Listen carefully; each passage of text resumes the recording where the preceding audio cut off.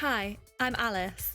There's something special about an old photograph found in a dusty drawer or slotted into the back of a novel someone else has thumbed over the pages of 1,000 times. Today, it is an entirely different story. And this is mine.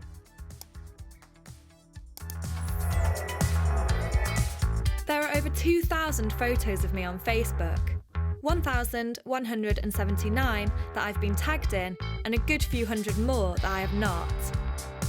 But what can words and photos, posted in a spontaneous moment of happiness or on a dark day, really say about me?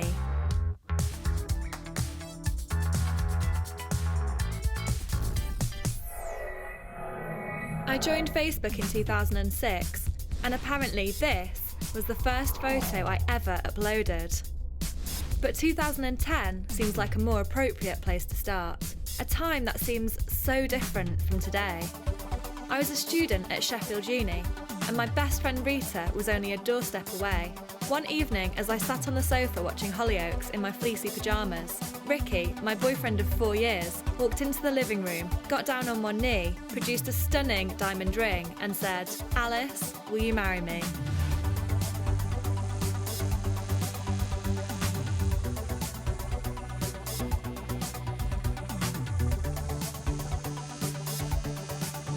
Later that year, I graduated from Sheffield Uni with a first in journalism. At that moment, I remember feeling excited and a little nervous about what lay ahead.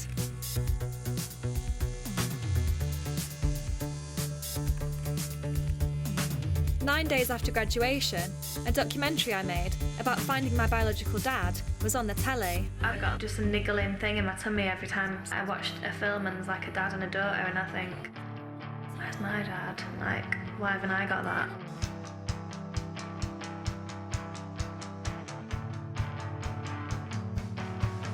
I dipped my toe into the world of TV, and I knew it was time to leave my beloved Sheffield for the bright lights of London town. Ricky and I packed our bags and headed south. I was excited, but also terrified. I was leaving the place I had always called home for a place where I hoped to create one. I began to document all the strange and beautiful things I came across.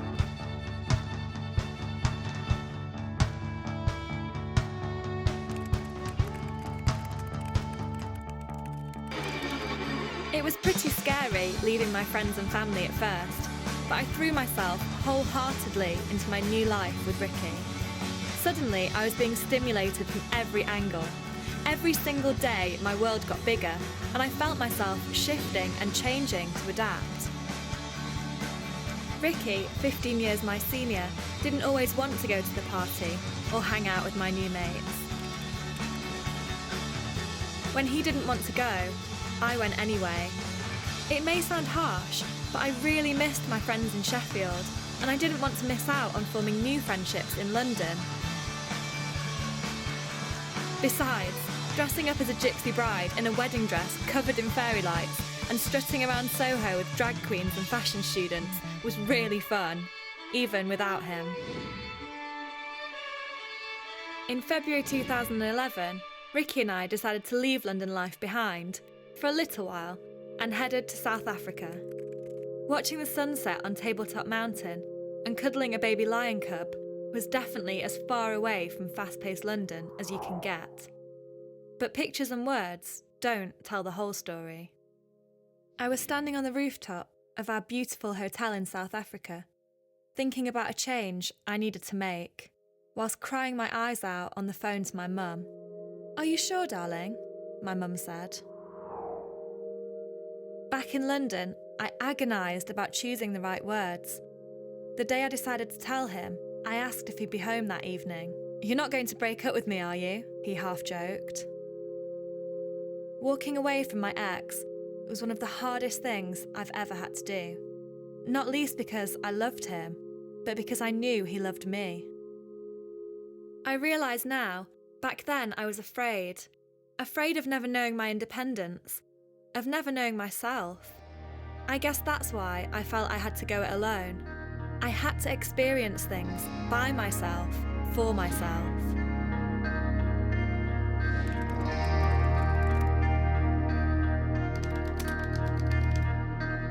In this huge city, I walk fast to get where I am going. I watch the pavement to make sure I don't trip and fall. I miss the striking feats of man standing tall. Sometimes I don't see you.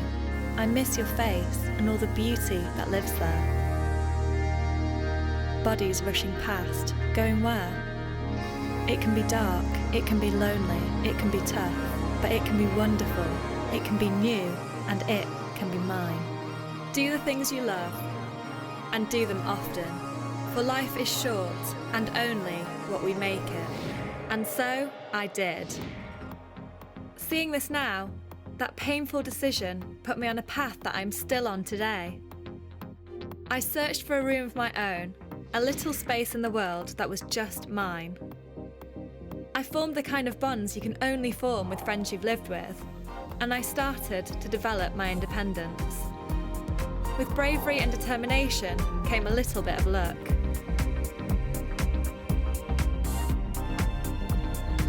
But I couldn't escape a ticklish feeling in my gut, a tickle that became an itch I needed to scratch. I was attracted to women. I am attracted to women. Everything was changing, fast.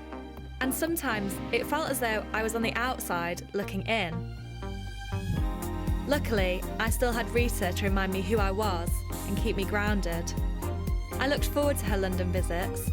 I remember waiting at St Pancras.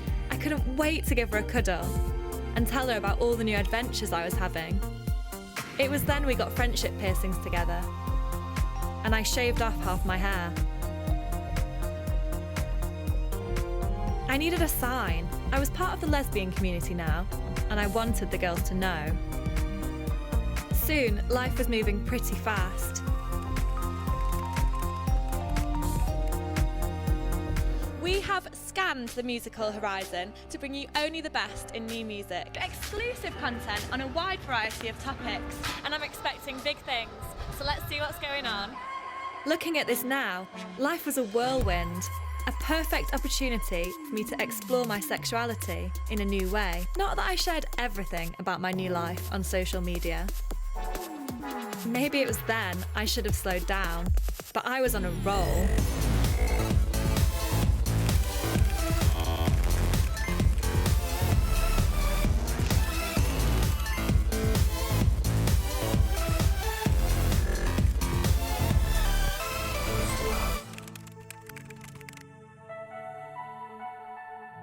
Almost a year later, I spent Easter on a Welsh mountain with Rita.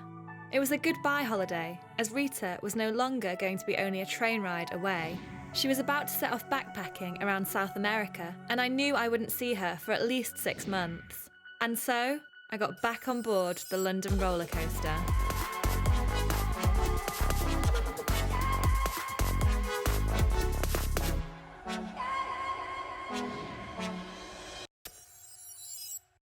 Have you ever tried to imagine the worst thing that could happen to you, and if you'd get through it?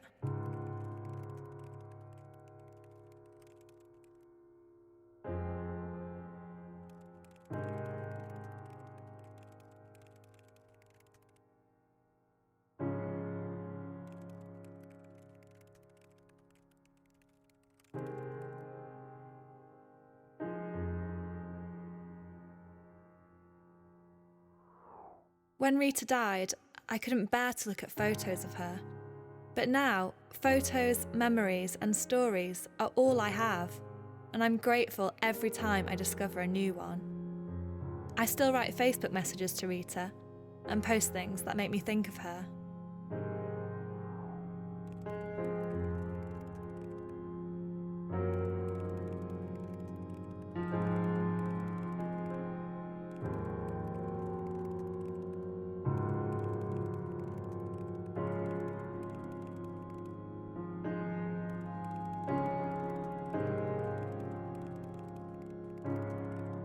Even though she never writes back, it comforts me to still be able to communicate with her in this way. Every time I feel scared or nervous, and before every new venture I embark on, I think of Rita. She made me realise that it is better to risk everything and live fully than risk nothing and not live at all. 6 months after Rita died, I took a lone trip to Thailand to learn to dive. Admittedly, I was terrified, but I thought about Rita bravely embarking on her adventure around South America, and off I went.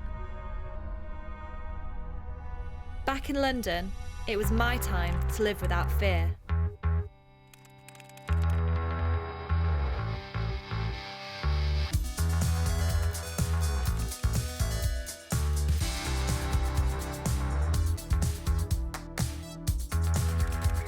There were still some bad times.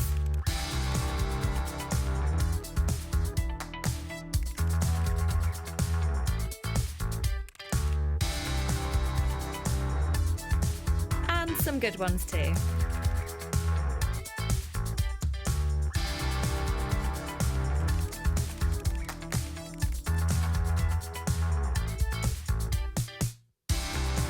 I got published on Huffington Post. And even ended up on BuzzFeed. And I guess that brings us to today. There's something special about an old photograph, found in a dusty drawer or slotted into the back of a novel someone else has thumbed over the pages of 1,000 times. Whether or not you know this person, their picture tells a story. Their black and white soul stares into the lens openly, the lines of their face timely and intriguing, a testament to who they are and what they are doing at that exact moment in time. When I'm old, I won't have to worry about being able to remember days gone by.